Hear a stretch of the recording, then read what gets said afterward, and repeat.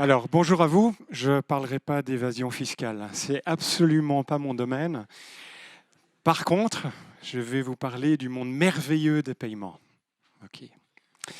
Euh, Ce que je vais faire, je vais vous parler de mon quotidien, ce qui se passe, ce qui est ma vie. Ok. Et je vais vous donner les trois gros changements qui arrivent pour bouleverser mon petit quotidien. Et vous allez voir, c'est assez classique. Donc, je vois vous êtes jeune, vous êtes dynamique. Vous avez plein de projets en tête dans les années qui viennent. Moi, j'ai déjà perdu quelques cheveux dans les dernières batailles et je vais essayer de vous donner deux, trois repères sur mon expérience et les petites leçons à apprendre dans vos projets futurs. OK.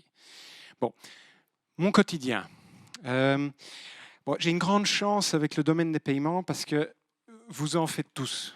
Vous en faites via des cartes, il y a du cash. Euh, les smartphones maintenant, très populaires. Les laptops, ok. Donc, vous faites des paiements tout le temps, tout le temps, tout le temps. Chez BNP, on en traite à peu près 4 milliards par an. Ok, 4 milliards par an. Et on a des jours où c'est un peu la panique, où on en traite 25 millions en charge par jour. Ok. Donc, période de Noël et des choses comme ça. Ça, c'est nos gros traitements. Et ça, c'est une vraie première leçon de la vie. C'est que ma réalité, ce n'est pas de regarder les 25 milliards qui partent, c'est de regarder celles qui ne marchent pas. Okay. Et vous allez voir ça dans votre quotidien. Je vais parler de beaucoup de changements et de trucs qui vont arriver dans le futur, plein de choses très excitantes. Et honnêtement, c'est plus facile de parler du futur que de parler du aujourd'hui. Mais quand vous travaillez et que vous devez vendre à des clients, en fait, ils vous posent la question, oui, et aujourd'hui, est-ce que ça va marcher? Okay. Et donc, quoi que vous faites, gérez le quotidien. Parce que si vous ne gérez pas le quotidien, vous n'allez jamais réussir à vendre le futur. C'est la première leçon de la vie que j'ai découvert. Okay. Alors, il y a trois choses qui changent dans mon petit quotidien. Okay. Et c'est des choses qui sont assez classiques. On a trois choses dans les paiements. On a quelque chose qui s'appelle les paiements instantanés, je vais expliquer. On a tout ce qui est, c'est les banquiers qui ont inventé, hein, donc c'est très rigoureux. C'est le PSD2, la DSP2. C'est tout ce qui est à voir avec l'ouverture du marché vers les fintech et des choses comme ça. Je vais en revenir aussi. Et puis, je vais toucher à Big Data et à l'analytics. Okay. Donc, ça, c'est les trois changements qui arrivent. Je vais passer sur le premier. Vous le savez peut-être pas, mais si vous êtes au restaurant le vendredi et que vous voulez payer un collègue pour l'excellent repas que vous avez eu, okay, si votre collègue est dans une autre banque que vous, en fait, vous le payez, mais la personne ne reçoit pas l'argent avant lundi après-midi, lundi soir, si ça va bien. Okay. Et de temps en temps, s'il a le malheur d'être à l'étranger, ça se peut que ça arrive mardi, mercredi. Okay. Et honnêtement, dans le monde dans lequel on vit, ça, c'est quand même pas terrible, quoi. Ça va? On est sur Amazon, on a notre colis qui arrive en 24 heures, mais alors, un paiement, on n'est pas foutu de le faire passer en 24 heures. Ça ne va pas. Okay. Et donc, on est en train de super vitaminer les paiements.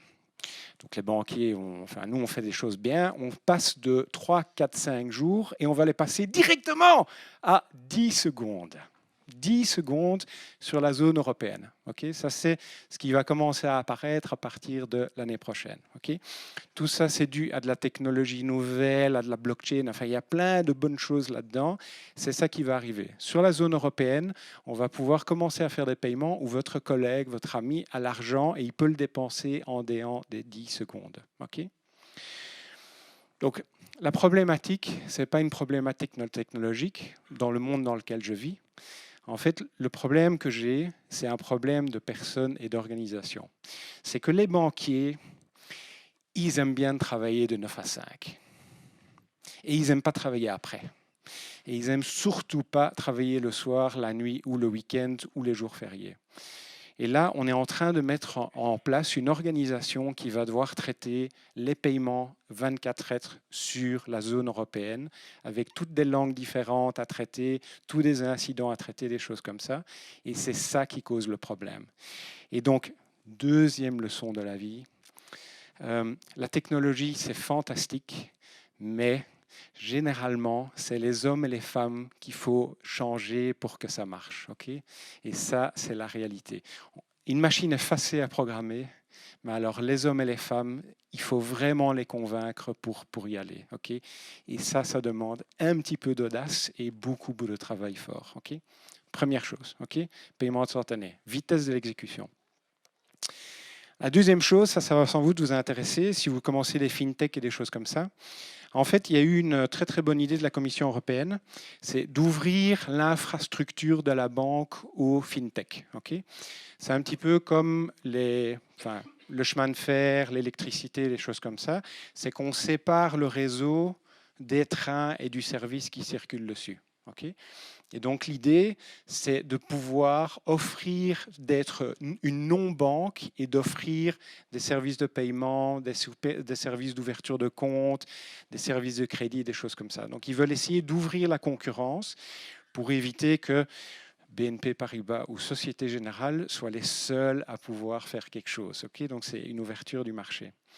Et bon, je vous parle depuis 5 minutes là, sur les paiements, mais en fait, je sais que le paiement, ça ne vous intéresse pas. Okay, je sais que ça ne vous intéresse pas. En fait, ce qui vous intéresse dans le paiement, c'est le service que vous recevez avant ou après. Okay, il y a des paiements qui vous rendent heureux, c'est quand vous recevez votre salaire ou que votre parent vous paye votre allocation du mois. Et il y a des paiements qui vous rendent un petit peu moins heureux, c'est quand on doit payer ses factures ou qu'on doit payer ses taxes. Okay, c'est ça le but. Le paiement en tant que tel, on s'en fout, c'est le but qu'il faut. Et donc, une deuxième leçon de la vie, c'est quand vous faites des choses, ne regardez pas la transaction en tant que telle. Regardez ce que le client final veut faire avec. Okay, les fintechs qui sont dans le monde en ce moment en train de faire les paiements, les PayPal de ce monde qui ont commencé il y a longtemps et des choses comme ça, ils n'ont pas regardé le cracra de comment le réseau fonctionne. Ils se sont dit quel est le besoin, quel est le problème aujourd'hui du client et comment on le résout. Okay, et c'est pour ça qu'ils ont vraiment, vraiment réussi à embêter BNP Paribas, SocGen et tous les autres banquiers parce que les banquiers sont trop à regarder leur nombril et pas assez à regarder le monde extérieur. Deuxième grande leçon, regardez dehors et pas à l'intérieur. Troisième chose, je vais arriver au big data. Donc, 4 milliards de transactions. On est sur la zone européenne, donc on a tous les pays qu'on traite. Okay, il y a des pays en France où on a à peu près 15-20% du marché interne. 15%, 20% de tous les paiements qui passent. En Belgique, on a 35% du marché. On a 35% du marché qui passe. On a énormément de données dans les paiements. On sait combien, qui paye quoi, où, etc., etc. Et pendant 100 ans, on n'en a rien fait. Rien. C'est resté dans les paiements. On n'en a jamais employé ça. Et de nouveau, la technologie va commencer à nous permettre de regarder ce qu'il y a dans les paiements. Okay, très, très, très intéressant. Mais en fait, on veut le faire un petit peu différemment. On ne veut pas juste faire du marketing. On veut éviter... ce qui m'embête un peu, c'est je vais sur Booking, je réserve un hôtel, et pendant 6 mois, je reçois les mêmes offres pour la ville où j'étais il y a 6 mois. Et en fait, je ne retourne plus là. Je ne comprends pas pourquoi ces gens me rappellent qu'ils ont un hôtel à Montréal alors que j'étais à Montréal il y a 6 mois et j'y retourne plus pendant des années et des années et des années.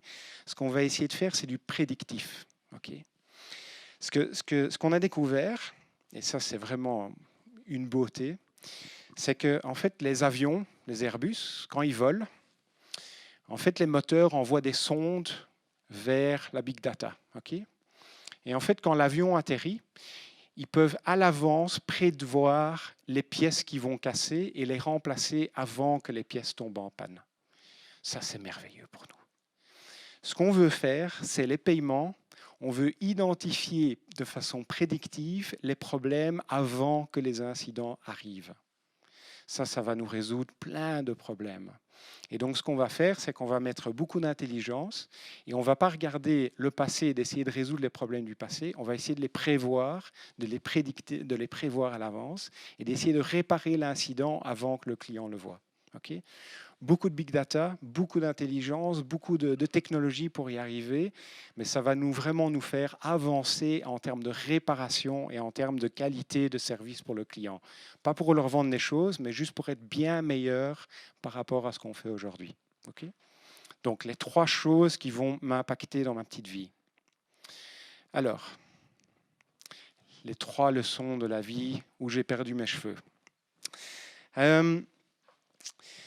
Moi, j'ai commencé comme consultant, j'ai travaillé beaucoup, beaucoup en Europe, j'ai fait l'Allemagne, Londres, enfin, j'ai fait plein de pays différents.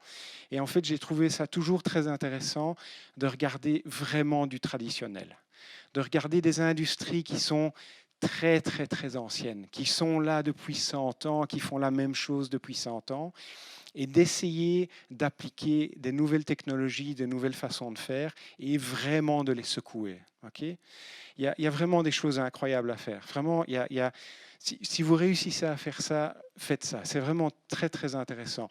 Quand vous avez plein de projets, regardez le monde comme il est aujourd'hui, regardez ce qui ne marche pas et secouez-le.